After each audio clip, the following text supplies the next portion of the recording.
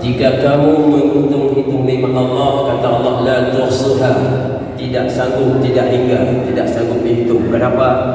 Karena begitu banyak. Quran surah Ibrahim pada ayat 34, ada juga di Quran surah An-Nahl pada ayat 18. Nikmat Allah banyak sekali dan tidak sanggup kita hitung, dan luar biasa lagi nikmat yang Allah berikan itu tidak diminta bayaran oleh Allah. Ya Allah minta atas nikmat Allah itu kepada hambanya selaku kita sidang jamaah hanya untuk bersyukur saja, berterima kasih saja kepada Allah, tidak diminta bayaran. Wa idh ta'adzana rabbukum la in syakartum la azidannakum wa la in kafartum inna 'adzabi lasyadid. Quran surah Ibrahim pada ayat 7. Dan ketika Allah telah memaklumkan kepada kamu, telah menyampaikan kepada kita sidang jamaah, la in syakartum la azidannakum, pada siapa bersyukur atas nikmatku, kata Allah, la azidannakum, Allah tambah-tambah nikmatnya. Tapi Allah beri peringatan rambu-rambu, wala in kafartum inna adzabi lasyadid. Tapi dia kufur, ingkar atas nikmatku, azab Allah sangat dahsyat, sangat pedih. Sidang jamaah yang mulia, pada kesempatan yang mulia ini kita bicara tentang nikmat Allah kerana banyak sekali. Cuma kita batasi saja sidang jamaah. Coba kita lihat tubuh kita ini nikmat Allah. Kaki ini nikmat Allah, kita bisa berjalan ke mana-mana, ini nikmat Allah. Kita bisa silaturahim hari raya 23 hari ini. Kita bisa silaturahim, bergerak ke rumah Allah ini kaki Allah beri. Tangan kita berjabat tangan dengan ucapan yang luar biasa, minal aidin wal faizin, mohon maaf lahir dan batin. Ini tangan tu Allah beri, mulut Allah beri, mata Allah beri, hidung Allah beri, telinga Allah beri, semua Allah beri. Tapi kita sampaikan pada kesempatan ini, itu 3 nikmat Allah. Yang nikmat 3 ini banyak dilupakan oleh manusia dan sedikit sekali orang bersyukur, yaitu telinga, mata dan hati. Dalam Quran surah An-Nahl pada ayat 78, wallahu akhrajakum min butuni ummahatikum la ta'lamuna syai'an wa ja'ala lakumus sam'a wal absara wal af'idah la'allakum tashkurun. Dan Allah mengeluarkan kamu dari perut ibumu. Kita tidak bicara tentang itu. Kita tidak bicara tentang orang tua kita, ibu kita yang mengandung kita sedang lama. Susah luar biasa, 9 bulan, ada kurang ada yang lebih. Tapi kita bicara tentang ini, wa ja'ala lakumus sam'a wal absara wal af'idah. Itu Allah menjadikan, memberikan kepada kita sedang jamaah pendengaran, penglihatan mata, dan al-af'idah itu hati nurani. Kepinginnya Allah kepada nikmat Allah yang Allah beri ini, telinga, mata dan hati sedang jamaah, la'allakum tashkurun, semoga dia bersyukur. Mau memakainya telinga itu kepada tempat yang lain, tempat yang Allah juga mata dan juga hati. Tapi apa kata Allah dalam Quran surah Al-Mulk pada ayat 23, qul huwallazi ansha'a lakum wa ja'ala lakumus sam'a wal absara wal af'idah qalilan ma tashkurun. Juga ada pada Quran pada ayat 78 pada surah yang lain, yaitu wa huwallazi ansha'a lakumus sam'a wal absara wal afidah qalilan ma tashkurun. Juga sama, itu ujungnya qalilan ma tashkurun. Terhadap 3 nikmat ini, yaitu pendengaran, mata dan hati, sedikit orang-orang yang bersyukur terhadap nikmat itu, sedikit sekali. Oleh karenanya sedang jamaah yang mulia, nanti akan dimintai pertanggungjawaban. Pendengaran kita, penglihatan kita, hati kita dimintai pertanggungjawaban oleh Allah Subhanahu wa taala. Lihat Quran surah Al-Isra pada ayat 36. Inna as-sam'a wal basara wal fu'ada kullu kana akan dimintai pertanggungjawaban. Mata salah melihat sekarang. Inna as-sam'a wal basara wal fu'ada kullu ulaika kana anhu mas'ula. Sesungguhnya pendengaran dan penglihatan dan hati, kana ulaika, semuanya itu, kana anhu mas'ula, akan dimintai pertanggungjawaban. Telinga Allah beri, salah mendengar. Lebih-lebih mata. Mata, coba kita sekarang punya HP, ya Allah, masa aja direkam dengan HP, Masya Allah. Tapi dilupakan, yaitu Al-Quran, tak pernah lihat lagi. Banyak kita lihat HP sekarang. Kita buka yang bukan-bukan. Nanti dimintai pertanggungjawaban. Dan juga hati tidak memahami tentang itu, bagaimana tentang kebesarannya Allah. Semuanya akan dimintai pertanggungjawaban. Oleh karenanya sedang jamaah, kalau salah kita pakai tiga benda ini, tiga ciptaan Allah ini, nikmat Allah ini, pendengaran, khatamallahu ala qulubihim wa ala sam'ihim wa ala absarihim ghishawatu wa lahum adhabun 'adhim wa lahum adhabun 'adhim. Akan disiksa, akan diazab. Walau ma'adzabun 'adzim, jamaah. Itu siksanya berat. Terakhir sidang jamaah.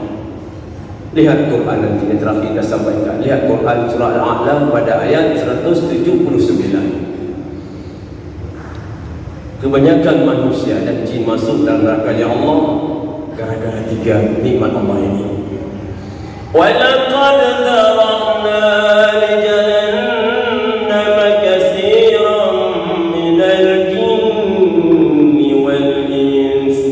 lahum qulubun la yafqahuna biha wa lahum a'yunun la yubsiruna biha wa lahum adhanun la yasma'una biha ulaika kal an'am bal hum adall ulaika humul ghafilun. Al-A'raf ayat 179. Wa laqad zara'na li jahannama katsiran minal jin wal ins. Dan sungguh kata Allah, benar-benar betul-betul bit-bit kebanyakan isi neraka itu golongan jin dan manusia. Kita manusia. Kenapa masuk di situ? Lahum qulubun la yafqahuna biha. Mereka punya hati, kata Allah. Lahum qulubun la yafqahuna biha, artinya mereka punya hati tapi mereka tak pakai hati, tidak memahami bagaimana kebesarannya Allah, nikmat Allah yang luar biasa ini. Wa lahum a'yunun la yubsiruna biha, mereka punya mata la yubsiruna biha, tapi tak melihat dengannya mata, artinya tak boleh pakai mata Allah beri, tapi kata Allah tak punya mata mereka. Walahum adhanun la yasma'una biha, kata Allah. Mereka punya telinga, bukan satu dua telinga, kiri dan kanan, kanan dan kiri, tapi kata Allah la yasma'una biha, tidak mendengar dengannya telinga. Bahasa lain, naglinyu hanaglinyu, ada telinga tapi kata Allah tak ada telinga mereka. Ulaika kal an'am, mereka itu seperti binatang. An'am itu binatang ternak. Binatang ternak itu binatang untuk akikah dan kurban, bisa disembelih, bisa dimakan. Tapi manusia tidak bisa. Bal hum adall, bahkan lebih sesat lagi, ataupun dicampakkan tempat yang paling rendah. Kalau binatang Allah tidak masuk neraka, tapi manusia masuk situ gara-gara itu tadi pendengaran, mata dan hati. Sidang jamaah yang mulia, oleh karenanya mari sama-sama tiga nikmat Allah yang ini, itu dengan pendengaran, telinga, mata, sidang jamaah bisa melihat nikmat Allah yang luar biasa ini, dan juga juga hati, itu akal dan fikiran sidang jamaah. Maka mari kita untuk bersyukur kepada Allah SWT. Mata ini mudah saja sidang jamaah untuk mendapatkan nikmat. Satu sidang jamaah, lihat mata ini pakai untuk melihat yang diridhai oleh Allah. Lihat Al-Quran, itu pahala. Bukan setiap hari lihatlah Quran. Di rumah ada Quran, minimal ada dua. Satu di luar tempat tidur, taruhlah tempat yang tinggi. Sebelum kita tidur, lihatlah Quran. Begitu kita bangun, lihat Quran. Di sini saya tidak menyampaikan hanya kita ambil, kita buka, kita baca, tidak. Itu nikmat mata, lihat saja Quran. Satu lagi, taruh di ruang keluarga, ada meja ataupun lemari, taruh satu Quran. Kemana-mana kita duduk di situ ruang keluarga, lihat Quran. Kemudian dua lagi, sidang jemaah di depan kita berangkat dalam kendaraan. Alhamdulillah, Allah berikan nikmat, kita ada mobil, taruh di depan satu. Ketika kita dalam perjalanan, bisa melihat Al-Quran. Satu lagi, tempat kita kerja, ada meja bagi kami guru, ada meja satu, taruh satu Quran. Volunteer di tempat ada daftar anak, daftar penilaian, kemudian daftar hadir dan sebagai buku-buku, ada satu Quran. Setiap hari kita bisa melihat Al-Quran. Yang kedua, sidang jamaah yang tidak lebih kalah penting, luar biasa nikmat mata, melihat wajah kedua orang tua. Sering-seringlah melihat wajah orang tua. Ini nikmat mata, sehingga mata itu nanti bisa dijawab. Innas sama wal basar wal fuad, bisa kita jawab. Lihat wajah orang tua. Yang masih ada, dua-dua bersyukur. Kalau masih ada orang tua, dua-dua di rumah bersyukur. Tak ada nikmat, ada surga di rumah, maka pandang, tatap wajahnya. Lihat walaupun wajahnya sudah keriput, dia tidak dari tenaga, wajah dipandang menjadi nikmat dari pahala. Dengan nikmatnya mata sidang kita dapatkan pahala. Kemudian bagi, maka mungkin ada, maaf, ada juga ada yang sakit-sakit orang tua, mungkin usianya sudah mungkin 80 tahun ke atas, dia kadang-kadang lumpuh dengan sakit dia. Kau usah bawa ke panti jompo, cukuplah di rumah, cukup di rumah, berlakukan dengan baik. Oh dia Ustaz, jadi no dah dawa-dawa bangun dan ada rumah Ustaz, head tak terima Ustaz, kanam turn Ustaz, kanam turn. Saya bilang jangan mengeluh, jangan mengeluh. Ini pahala yang luar biasa. Di kampung kami ada beberapa orang sudah 5-6 tahun mamanya ayahnya sedang sakit luar biasa, belum dipanggil oleh Allah, katanya masih hidup. Saya bilang inilah balahan luar biasa pahala. Lihat, angkat dia. Oh Ustaz, dia keluar kotoran.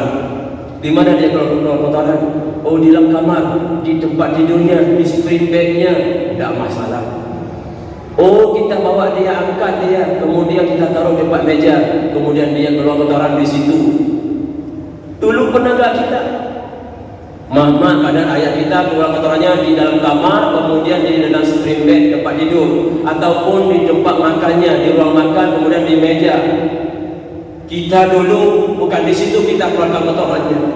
Kita dulu kotorannya dan kencingnya kita keluarkan di badannya.